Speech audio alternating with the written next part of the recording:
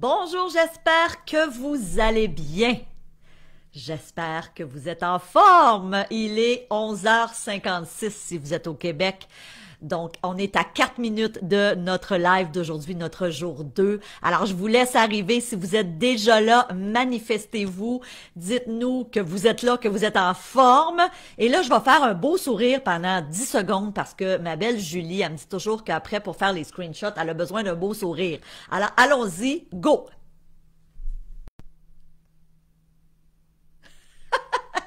Alors là, vous devez me trouver pas mal drôle, mais ça, c'est de la poutine interne, hein. Vous savez, moi, j'ai toute une équipe qui travaille avec moi, fait que eux, ils sont en arrière de la caméra, mais des fois, ils ont des enjeux. Alors, quand je parle puis que je gesticule, c'est dur pour elles de faire ce qu'on appelle un screenshot, donc une photo. Alors, écoutez, merci d'être là. J'espère que je vous retrouve en grande forme. Si vous nous écoutez en replay, ben, vous pouvez toujours avancer de 3 minutes. Il est présentement 11h57, donc on va officiellement commencer à midi si vous êtes au Québec, 18h si vous êtes du côté de l'Europe. Et là, je vois qu'on a des gens qui sont déjà là. Donc, Julie, évidemment, Jeannette, Alexandra, bonjour, merci d'être là.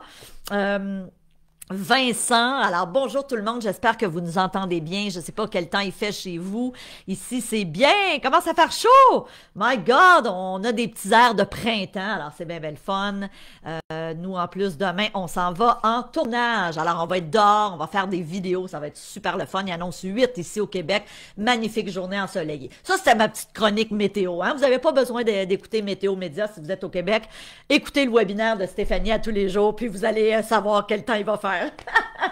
Alors écoutez, je le répète, si vous êtes arrivé depuis hier seulement ou si vous n'avez pas écouté le jour 1 hier, vous aurez l'occasion après ce webinaire d'aujourd'hui de retourner et de pouvoir le visionner. Donc, volontairement, on laisse les vidéos pendant un petit moment. Ne tardez pas, ne prenez pas de retard parce qu'évidemment, à un moment donné, là, on les enlève, les vidéos. Mais exemple, si vous arrivez aujourd'hui, vous êtes nouvellement membre du groupe, ben, il n'y a pas de souci, vous pourrez aller visionner la journée d'hier. C'est toujours 20 à 30 minutes à chaque jour. Donc, hier, on a fait 30 minutes pile poil. Et aujourd'hui encore, là, je vais m'assurer de respecter le temps. Donc, des petites consignes super importantes. Si vous n'avez pas encore votre cahier, wouh! Le voici, ça c'est notre nouveau cahier, donc Julie va mettre dans le chat le lien. Vous devez faire un copier-coller. Quand Julie met des trucs dans le chat, là, vous devez faire un copier-coller. Ça va vous permettre d'imprimer votre cahier pour me suivre au quotidien. Alors hier, on a fait le jour 1, les erreurs à ne pas commettre quand on débute. Aujourd'hui, on parle de financement créatif. Comment se lancer en immobilier malgré parfois un manque de liquidité, si on n'a pas la mise de fonds ou l'apport pour se lancer. Sachez qu'il y a des stratégies. Et on va en parler aujourd'hui. Mon objectif avec vous aujourd'hui est vraiment de vous ouvrir les yeux à savoir, OK, c'est quand même possible de se lancer, même si j'ai pas l'intégralité de la mise de fonds, par exemple, mais ça nécessite des stratégies de financement créatif. Donc là, je vois qu'on a beaucoup de gens qui arrivent. Alors, merci d'être là. J'espère que vous êtes en super grande forme. Petite consigne aussi très importante. On va commencer dans 1 minute.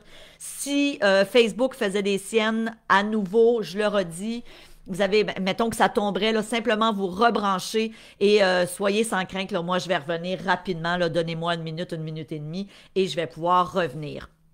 Donc, je pense que tout se déroule bien.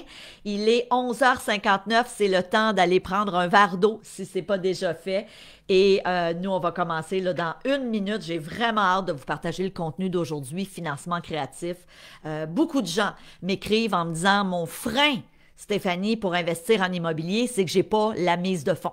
Alors, vous n'êtes pas seul si vous vous reconnaissez là-dedans. Alors, bang, il est midi. Merci d'être là. Donc, je vois qu'on a déjà là, des gens qui se sont joints à nous. Alors, je répète là, les petites consignes pour ceux et celles qui viennent de se joindre. Assurez-vous d'avoir téléchargé votre cahier valeur de 99 $. Ce cahier-là vous permet de me suivre, vous permet de prendre des notes, vous permet aussi d'écrire vos questions. Alors, hier, je l'ai expliqué, mais si vous arrivez aujourd'hui, je le redis, tout au cours des 10 jours de coaching, le coaching va durer 10 jours, du lundi au vendredi, toujours à midi si vous êtes au Québec, 18h si vous êtes en Europe. Et À chaque jour, mon but, c'est de vous donner du contenu. Hein? On fait ça quick, 20 à 30 minutes, c'est rapide. L'objectif, c'est de donner le plus de contenu possible. Par contre, ça se peut que tu aies des questions. Ça se peut que ce que je t'enseigne soulève une interrogation. C'est tout à fait légitime. Alors, à ce moment-là, ce qu'on vous demande de faire, allez pas mettre les questions sur le groupe. On va pas aller vous répondre là parce que vous aurez compris qu'on a eu plus de 1200 inscrits pour ce coaching. Merci d'ailleurs de votre confiance. Ça serait pas réaliste pour moi dans notre 20 minutes ou 30 minutes à l'heure du lunch de répondre à toutes vos questions. Mais on va vous indiquer une date pour un webinaire futur. Donc, dans les prochaines semaines, on vous donnera la date. C'est un webinaire gratuit et vous allez pouvoir venir me poser toutes vos questions. Alors, 12h01, êtes-vous en feu? Là, c'est drôle, je vois plus rien défiler dans mon Facebook, mais j'imagine que ah oui, OK. Alors, on a Ibrahim, Raphaël, José, Mitch, Nathalie, Yessini, Guylaine, Martin, Sarah, Irma. Oh, wow, vous êtes en forme. Clifford, Iona, Virginie. Ah, Virginie, bon part. Salut, Virginie! J. Patrick, MT Rock. Vincent, écoutez, là, je peux pas vous nommer tout le monde parce que si je nomme tout le monde, on va se rendre à 12h30. Écoutez ce que je vous propose. Allons-y. Contenu intéressant aujourd'hui, comment aller chercher du financement créatif. Premièrement, qu'est-ce que c'est du financement créatif? Donc, je vous invite d'ores et déjà à me suivre à votre jour 2, utiliser le financement créatif. Et vous allez voir volontairement, il manque des mots. Alors, vous avez simplement à les prendre en note quand je vous l'ai dit. Premier élément important, le principe de refinancement et du retrait d'équité. Alors, le mot qui vous manque dans le numéro 1, c'est équité. E accent aigu, Q-U-I-T-E. Qu'est-ce que c'est? Alors évidemment, le financement créatif, c'est souvent quand il nous manque un petit peu d'argent pour la mise de fonds ou encore quand on n'a pas la mise de fonds. Évidemment, le retrait d'équité, c'est que je vais prendre une propriété, que ce soit un condo, que ce soit une propriété unifamiliale, que ce soit un immeuble à revenus, ça peut être un plex. Je vais faire évaluer la propriété et je vais aller faire ce qu'on appelle un retrait d'équité. Qu'est-ce qu'un retrait d'équité? C'est la différence entre la valeur marchande de l'immeuble et le montant d'hypothèque qu'il me reste. Alors, entre ces deux-là, il y a un montant. Donc, prenons un exemple, là, on va y aller avec des chiffrons. Vous avez une propriété qui est évaluée à, exemple, 500 000 ou 500 000 euros, mais allons-y en dollars. 500 000 et parce que ça fait quelques années que vous le possédez, vous le détenez, ou encore parce que c'est un immeuble qui a pris beaucoup de valeur, ou encore parce que vous avez acheté récemment ce bien immobilier-là, mais vous avez payé en dessous de la valeur marchande, peut-être parce que c'était une reprise de finances, peut-être parce que c'était un avis de 60 jours, peut-être que vous avez juste eu un super bon deal. Ben, évidemment, si par exemple, vous avez une hypothèque de 300 000 alors que l'immeuble est évalué valeur marchande à 500 000, bon, ben, il y a une différence de 200 000 vous allez pouvoir aller chercher une portion, pas le 200 000 au complet, mais une portion de ce montant. C'est ce qu'on appelle faire un retrait d'équité. Donc, vous allez aller chercher de l'argent et cet argent-là, vous allez pouvoir la prendre et acheter un autre bien immobilier. C'est une des stratégies que moi, j'ai utilisées beaucoup, je vous dirais principalement là, au cours de mes 28 dernières années comme investisseuse pour faire évaluer, refinancer et acheter un autre bien, et ainsi de suite, et ainsi de suite. Donc, ça, c'est relativement simple. Bien évidemment, ça implique que vous ayez déjà un bien immobilier ou que quelqu'un dans votre entourage ait un bien immobilier et qu'il pourrait accepter que vous fassiez un retrait d'équité sur sa propriété. Donc là, à ce moment-là, ça serait un prêt. On y reviendra. Donc ça, c'est notre stratégie numéro 1. Et moi, j'ai envie de vous lire dans les commentaires. Hier, vous m'avez dit qu'est-ce qui vous a freiné jusqu'à aujourd'hui à ne pas avoir investi en immobilier. Alors, il y a des gens qui disaient, j'ai pas la mise de fonds, j'ai des peurs, j'ai peur de payer trop cher, je connais pas ça, j'ai pas les connaissances. Alors, merci de votre authenticité, de votre honnêteté, puis c'est parfait. Et dites-vous une chose, vous avez cette moi, j'appelle ça, c'est très brillant de dire, je vais venir me former. Je vais venir chercher les connaissances parce que je veux éventuellement faire un achat judicieux, je veux faire un choix judicieux.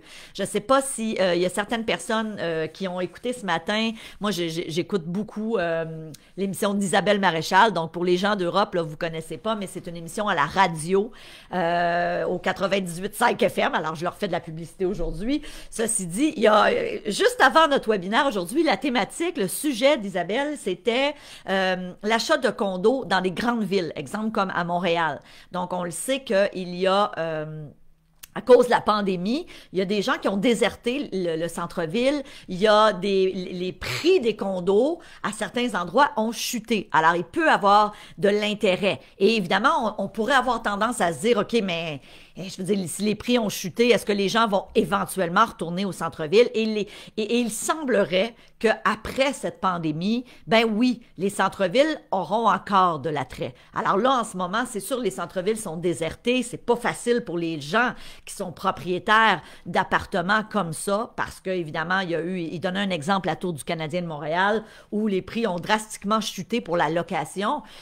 Mais c'est temporaire. Alors, éventuellement, la pandémie va se terminer, on va revenir à une vie normale, il va y avoir encore des étudiants de l'extérieur qui vont venir, il va y avoir des gens qui vont venir ici aussi en voyage. Donc, il faut... Vous savez, quand on parle d'immobilier, ce qui est super important, c'est d'être capable de se projeter un petit peu dans le futur. Et c'est pas toujours facile. Rappelez-vous, on en a parlé hier. Même la SCHL s'est complètement trompée en début de pandémie. Ceci dit, c'était la première fois, en tout cas, moi de mon vivant, puis fort probablement pour la majorité des gens qui nous suivaient aujourd'hui, c'est la première fois qu'on vit ça, une pandémie. C'était très difficile de savoir comment le marché immobilier allait se comporter. Là, maintenant, 1 an plus tard, on a vraiment une très bonne idée. Donc, continuons avec notre financement créatif. Donc, stratégie numéro 1, principe de refinancement et de retrait d'équité.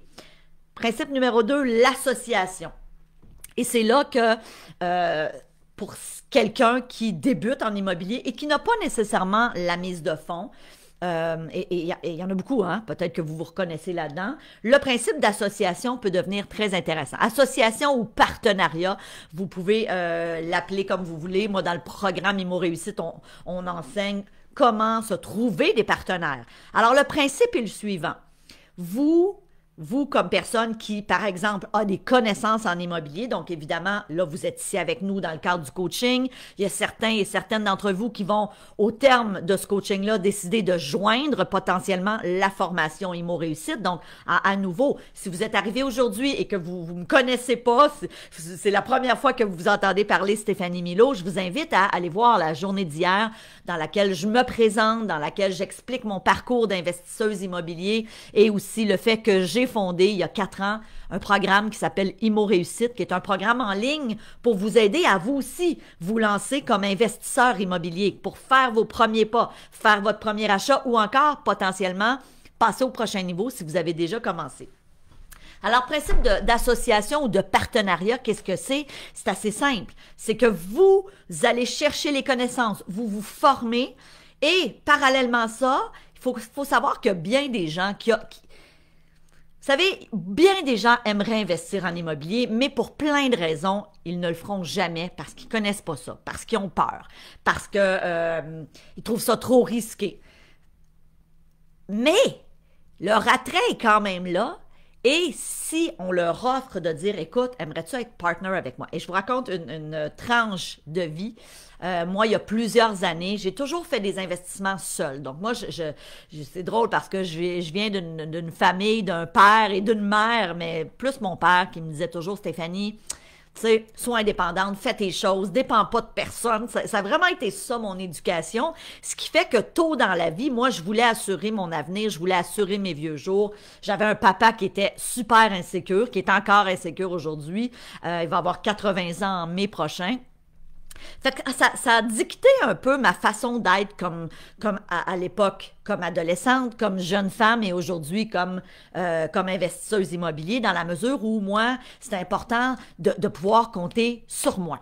Je voulais pas dépendre de personne, c'était vraiment super important. Et mon père, à l'époque, m'avait dit, Stéphanie, lance-toi pas en immobilier. Alors, encore là, j'ai raconté cette histoire-là hier, donc si vous ne l'avez pas vue, vous pourrez retourner visionner la journée d'hier. Ceci dit, Très tôt dans ma vie, quand j'ai commencé à investir en immobilier, je l'ai fait seule. Pour moi, c'était super important. J'investissais, j'achetais mes immeubles, je refinançais. C'était juste à mon nom.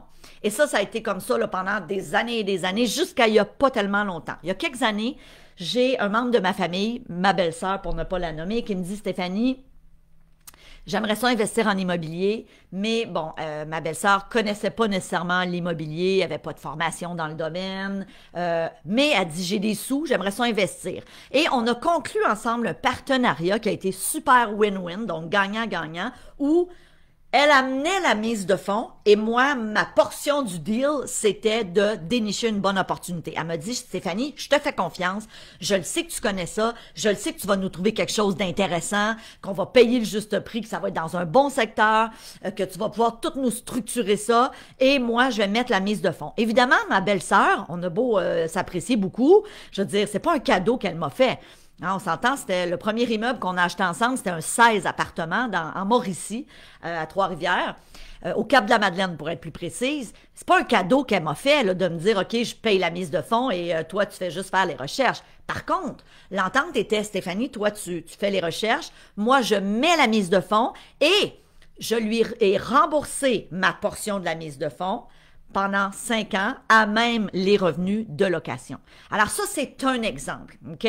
Moi, je l'ai fait, ce partenariat-là. C'était super intéressant pour moi dans la mesure où ça me permettait d'acquérir un nouvel immeuble, donc l'équivalent de 8 appartements pour moi, parce qu'on achetait 50-50 et c'était un 16 logements. Ça me permettait de devenir soudainement propriétaire de 8 appartements en mettant 0.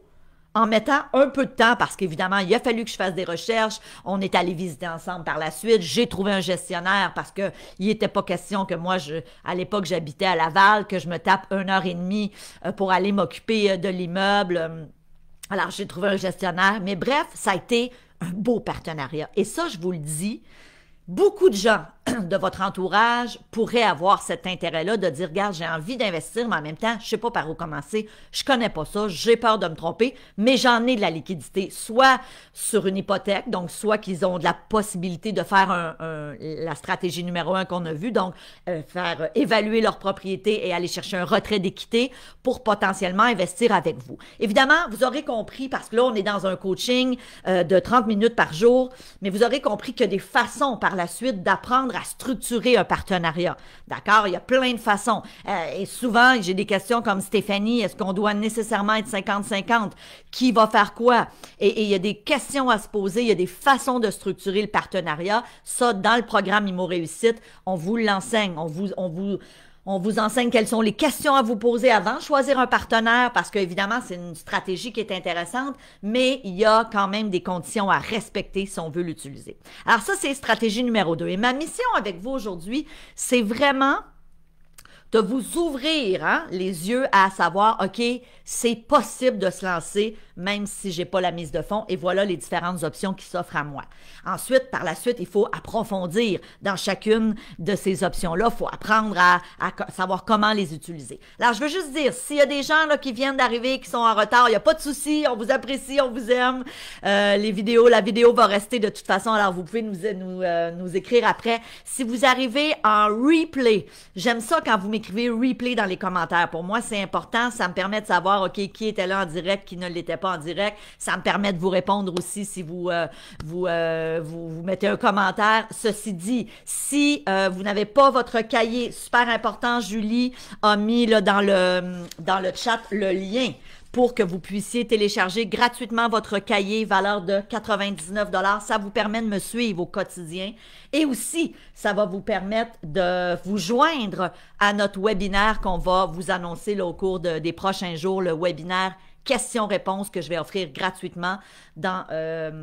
pas la semaine prochaine, mais la semaine suivante, on vous donnera tous les détails en temps et lieu. L'autre chose que je veux dire, là, ça se passe bien. On a, il est présentement midi 15, mais si à tout hasard, là, Facebook faisait des siennes et que la diffusion était interrompue, faites juste vous reconnecter et donnez-nous 1 minute, 1 minute et demie et on va revenir. Alors, continuons avec nos stratégies de financement créatif. J'espère que tout se passe bien là, de votre côté. Autre stratégie super, super importante. Et je veux juste revenir avant de classe sur l'association ou le partenariat. Moi, j'ai eu beaucoup de gens qui ont joint la formation depuis 4 ans et demi maintenant et qui ont fait des associations, qui ont fait du partenariat. Vous allez voir, pour ceux et celles qui vont joindre la formation ou ceux et celles qui sont déjà membres actuellement du programme Immo Réussite, on a un témoignage d'un expert dans le programme qui est vraiment intéressant. Lui, son objectif était d'avoir 300 appartements avant l'âge de 30 ans et il a surpassé son objectif et ce, toujours avec le principe de l'association. Donc, sans jamais lui-même mettre de l'argent de sa poche.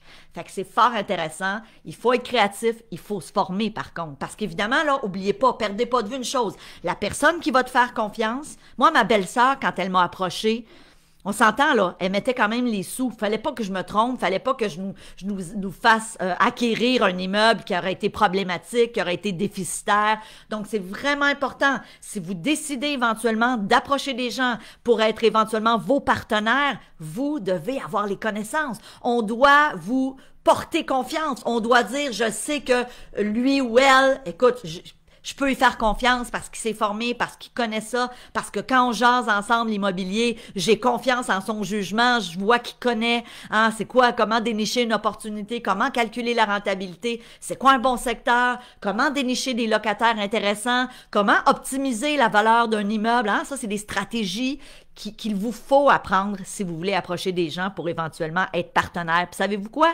Ça s'apprend. Moi, je suis pas née investisseuse immobilière. Rappelez-vous, hier, je vous le disais, je ne connaissais personne autour de moi qui était en investissement immobilier, mais je me suis formée. Alors, à l'âge de 30 ans seulement, je suis allée me former. J'ai acheté mon premier bien à 22 ans, mais 8 ans plus tard seulement, je suis allée faire une formation pour devenir investisseuse immobilière et c'est là que tout a déboulé très rapidement par la suite. Premier achat d'un 8 appartements, quelques mois après un autre 8 appartements, l'année suivante un 16 appartements et ainsi de suite. Donc ça a été très rapide à partir du moment où j'avais dorénavant les connaissances. Je savais quoi faire, quoi acheter et ça, c'est des choses que je connaissais pas à l'âge de 20 ans. Parce que j'avais pas eu de formation, parce qu'on n'apprend pas ça sur les bancs d'école, vous allez être d'accord, on n'apprend pas ça à investir en immobilier. Il faut des formations comme, entre autres, Immo Réussite pour justement aller chercher ces informations-là. OK, autre option. Le premier, c'est le prêt privé. Voilà le mot qu'on cherchait, privé. Le prêt privé, ce que c'est que je ne fais pas nécessairement affaire avec une institution financière, donc avec une banque, mais je vais aller avec un prêteur privé. Le prêteur privé, il y a des avantages, hein, il est plus facile à trouver. Ceci dit, il faut savoir quand l'utiliser. Je dis toujours à mes membres, n'utilisez pas le prêt privé à n'importe quelle de n'importe quelle façon, parce qu'il faut aussi se dire les vraies choses, il faut être très honnête. Le prêt privé implique souvent un taux d'intérêt plus élevé. Hein, le prêteur privé, lui, sa job, c'est de vivre de cette business-là, de faire des prêts. Et évidemment, souvent, les taux d'intérêt ne seront pas de l'ordre de ce qu'on voit actuellement dans les banques. Ceci dit, je vous dis pas que c'est impossible d'avoir des prêts privés à taux intéressants. Je suis la preuve vivante. Nous, la propriété qu'on a achetée il y a 2 ans, on est dans les Laurentides, on a acheté une propriété et on a eu non seulement recours à la balance de vente, on va en parler dans 1 minute, mais aussi au prêt privé. Donc, on était et puis c'était pas un prêteur privé, là, c'est pas quelqu'un qui faisait ça naturellement de faire des prêts privés. Lui, il voulait vendre son bien immobilier. Il y avait plusieurs maisons. C'est quelqu'un qui avait des sous, qui avait pas nécessairement besoin de son argent tout de suite et a accepté non seulement il a accepté, mais lui, il s'était affiché. Cette propriété était affichée et il disait possibilité de faire un prêt privé. Et évidemment, ça a été une super belle histoire parce qu'on s'est bien entendu, parce que c'est important, hein, quand on décide de faire affaire avec un prêteur privé comme ça, c'est sûr que si on va avec une institution, là, une entreprise, ben là, eux, ils ont des barèmes, donc il y a des questions que vous devez poser, à savoir les taux d'intérêt, à quelle fréquence vous allez pouvoir rembourser le prêt, quelle sera la durée. Alors, il y a un paquet de questions là, très, très importantes à se poser et aussi la condition, je vous dirais, pour utiliser le prêt privé, c'est vraiment, et ça c'est super important, c'est vraiment d'avoir ce que j'appelle une stratégie rapide de remboursement.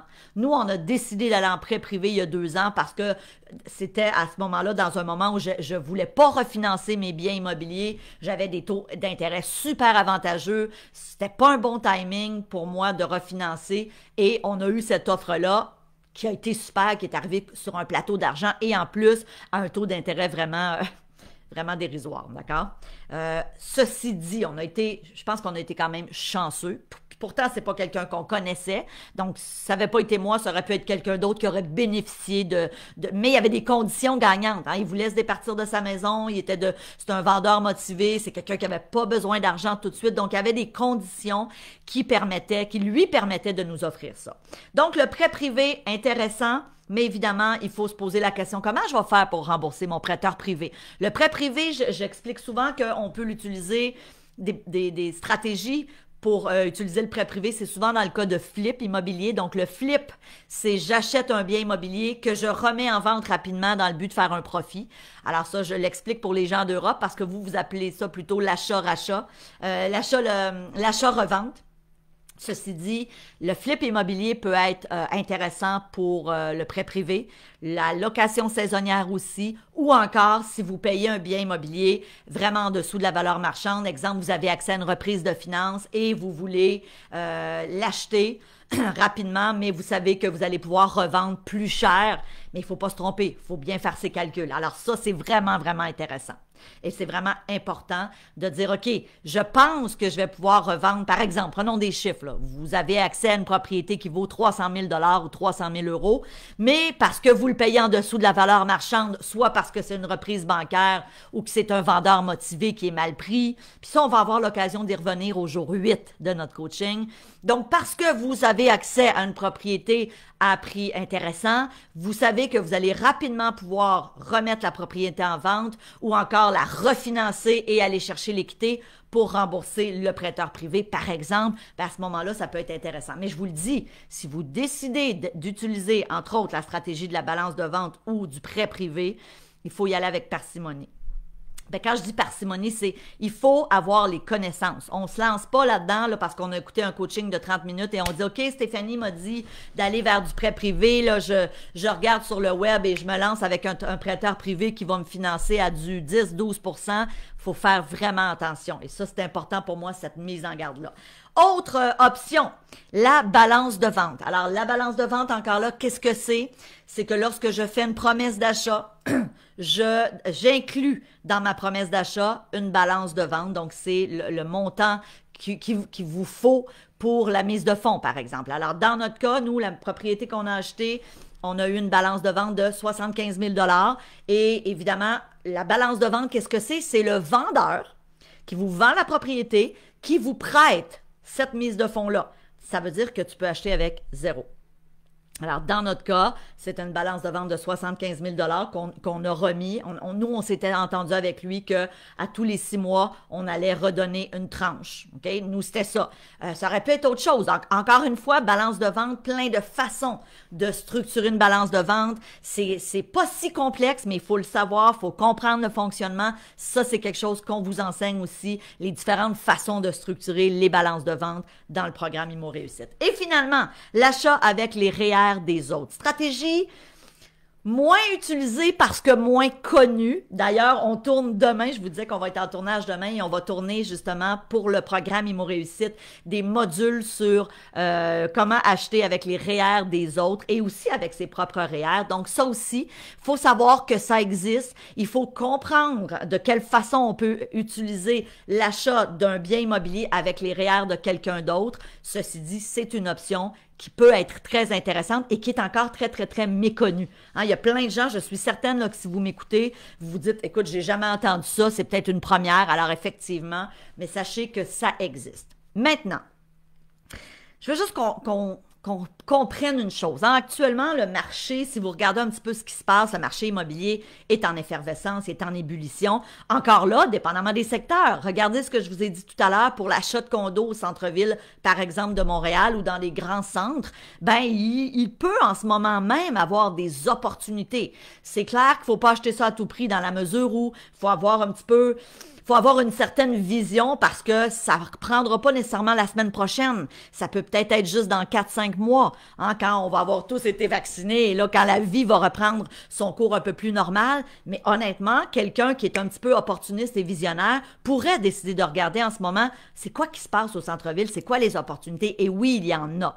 D'accord? Alors, Donc, l'idée, c'est ça. En immobilier, c'est toujours de voir, OK, comment le marché va? Parce que là, on se dit les vraies choses actuellement. Le marché va vite. On est en situation souvent, pas tout le temps, mais souvent de surenchère, d'offres multiples. C'est pas rare qu'on voit des propriétés qui sont mises sur le marché et qu'il y a plusieurs offres. Les agents, les courtiers immobiliers vont dire, OK, on fait les visites le lundi de 19h à 22h, puis on prend toutes les offres d'achat. On le voit, ça. Pas sur toutes les propriétés, mais on le voit sur bien des propriétés. Alors, il faut s'ajuster. Mais dites-vous une chose, c'est là en ce moment. C'est ça qui se passe. Mais dans 6 mois, le marché risque de se restabiliser. Et on ne dit pas que ça va baisser. Puis encore là, j'ai pas de boule de cristal, mesdames et messieurs, donc je peux pas vous faire de promesses. Ceci dit, le marché immobilier, quand on regarde dans les 50, 60 dernières années, c'est un marché qui a fluctué. Et c'est drôle parce que j'avais une discussion hier avec Julie qui travaille avec moi et je lui disais, parce que j'ai vu une propriété à vendre à Bois-des-Filions, un 16 logements qui est sorti, je pense que c'est hier, un 16 logements très comparable à des biens immobiliers que j'ai moi à Laval. Puis ce qu'il faut savoir là, pour les gens là, qui connaissent pas le secteur, Laval, Bois-des-Filions, c'est à peu près 20 minutes en voiture, donc c'est pas tellement loin. Et l'immeuble a été mis en vente à 2,7 millions. Et je disais à Julie, pour des immeubles comme ça, moi, il y a quelques années, j'ai payé 1,2, 1,3 millions.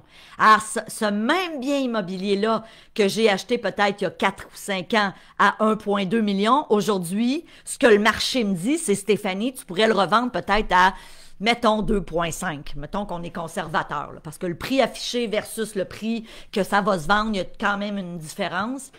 Et Julie me disait, ben, ça te donne pas le goût de vendre. Et j'ai dit, honnêtement, si j'avais ne serait-ce que 10 ou 15 ans de plus, c'est sûr que je vendrais. Parce que c'est le temps actuellement. Hein, on s'entend, là, si je vendais tout mon parc immobilier, je veux dire, je serais au top du marché. Mais en même temps, je veux conserver mes immeubles. Mon petit garçon a juste 12 ans. Je sais pas, moi, dans 15 ans, est-ce qu'il va vouloir avoir les immeubles? Et je fais confiance qu'en ce moment, on est là, hein, au niveau du marché, puis ça va peut-être se stabiliser, mais ça va revenir. Alors, le principe à comprendre en immobilier, c'est qu'il faut être là au bon moment. Actuellement, on pourrait dire qu'on est dans un marché de vendeurs, en tout cas ici au Québec, dans la mesure où les vendeurs ont le gros bout du bâton, mais en même temps, il y a quand même des opportunités. Alors, ça veut pas dire qu'il faut arrêter de regarder, ça veut pas dire qu'il faut se dire des deals, il y en a plus. On aura l'occasion d'y revenir dans le cadre du coaching. Au jour 8, on va parler de comment dénicher des bons deals, donc soyez là. Et ça va être une super belle journée. Ceci étant dit, Demain, jour 3, on va parler de négociation. Êtes-vous bon négociateur? Est-ce que vous avez ça à l'intérieur de vous ou pas du tout? C'est drôle parce que quand j'ai décidé de parler de cette thématique que je trouve importante, je me suis dit, j'ai tellement de membres, moi, qui ont joint la formation depuis 4 ans et demi. On a plus de 2500 membres. Et j'en ai souvent qui m'écrivent en me disant, Stéphanie, moi, j'ai jamais négocié, je suis pas bon là-dedans. J'appréhende de me lancer en immobilier parce que j'ai pas nécessairement cette aptitude. Alors, on va en parler demain. On va voir que la négociation, oui, c'est important en immobilier. C'est pas nécessairement une condition sine qua non, mais on va se donner quelques outils pour être en mesure de devenir un petit peu de fin négociateur, mais ne perdez pas de vue aussi que souvent, la plupart des transactions que vous allez faire, à moins de décider de faire cavalier seul, mais vous allez être accompagné d'un courtier et habituellement, les courtiers, pour la plupart, sont de bons négociateurs, mais c'est quand même intéressant d'avoir ces outils-là. Alors, c'est un rendez-vous demain. Il est 12h29. Moi, j'aime ça quand je suis pile poil. Alors, je ne sais pas si vous utilisez cette expression du côté de l'Europe. Être pile poil, ça veut dire on finit à l'heure pile. Écoutez, avant de terminer, je vous dis merci. Soyez là demain. Ne manquez pas la journée de demain où on va parler de négociation. Avant de terminer, à nouveau, si vous n'avez pas vu le jour 1 parce que vous êtes arrivé hier ou parce que vous n'avez pas eu le temps, sachez que vous pouvez retourner visionner la journée 1. Mais ne prenez pas de retard parce que éventuellement, là, les vidéos vont être retirées. Et à nouveau, si vous n'avez pas votre cahier, Julie, à plusieurs endroits dans le chat, a mis le lien. Vous pouvez télécharger votre cahier. Alors écoutez, je vous dis merci de votre confiance. Soyez là demain, c'est un rendez-vous. On va parler de négociation. Bisous tout le monde. Merci. Bye!